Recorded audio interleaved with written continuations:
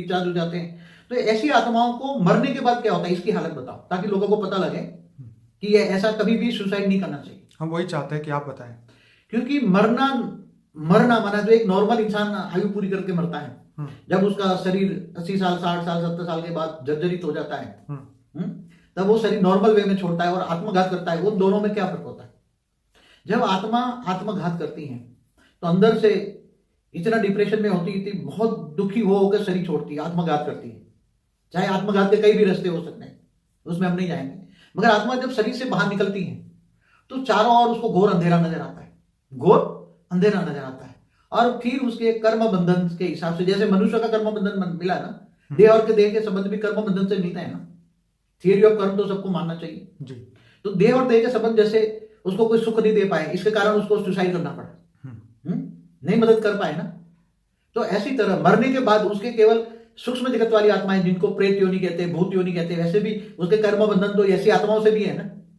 बाबूजी, एक वीडियो में मैंने सुना था कि मनुष्य इसलिए सुसाइड करता है क्योंकि वो अपने आप को प्यार करता है। क्यों? क्योंकि वो अपने आप को इन दुखों से बचाना चाहता है।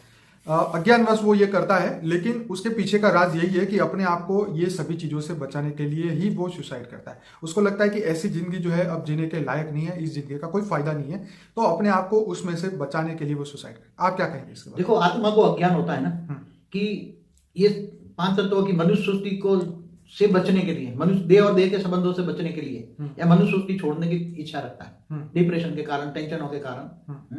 मगर जब वो उसको ये ज्ञान नहीं है कि मैं अगर ये 5 तत्वों की दुनिया छोड़ दूंगा, मर जाऊंगा, सुसाइड कर लूंगा, उसके बाद की दुनिया क्या है वो पता नहीं है ना। वही हम चाहते हैं कि लोग ये आपके वीडियो के माध्यम से जाने। तो जब आत्मा मर जाती है तो पहले तो कई आत्माएं क्या है कि मरने के बाद देखती हैं कि शरीर से तो बाहर निकल गई आत्मा। अब लोग फिर उसको देखते हैं मर गया, सुसाइड कर लिया, लोग रोते हैं, धोते हैं थोड़े दिन, 4 दिन 5 दिन। फिर जब उसका पुतला जलाते तो आत्मा तो घर में देखती है ना, आत्मा तो घर में देखती रहती है जी। फिर लोग कहते हैं ये तो कमौत मर गया है, मौत नहीं था, कमौत कहेंगे उसको, अननेचुरल डेथ है, ये है। तो ऐसी आत्मा भूत प्रेत बन के घर में घुसेगी, इसलिए थोड़े दिन तो थोड़ा वो रखेंगे, फिर गरुड़ पुराण सुनाएंगे ना उसको, फिर गरुड़ पुराण बिठाएंगे घर पे, फिर मरने के बाद क्या क्या होती है वो बताते हैं। फिर यहाँ तो आज तो यमराज या धर्मराज तो है नहीं, वो सिस्टम चली गया, आउट ऑफ डेट हो गए सब। इतने धर्म आने के बाद ये सब आउट ऑफ डेट हो गए। आपको तो उसको कोई सूक्ष्म जगत में हेल्प करने वाली आत्मा तो कोई है ही नहीं उसको। ठीक है। कर्म बंधन भी ऐसे है ना, जैसे मनुष्य में भी इनके गुरु भी नहीं होते जो ऐसे लोग होते हैं। गुरु होगा तो फिर गुरु भी ऐसी आत्मा को नहीं बचा पाए ना। नहीं, वो तो अपने कर्म उसके ऊपर डिपेंड है ना। गुरु क्या करें? गुरु तो मार्गदर्शन देगा ना, जीवन के बाद भी और जीवन के पहले भी। गुरु तो तुम्हें मार्गदर्शन देगा। कोई गुरु कहता है कि तुम आत्मघात करो,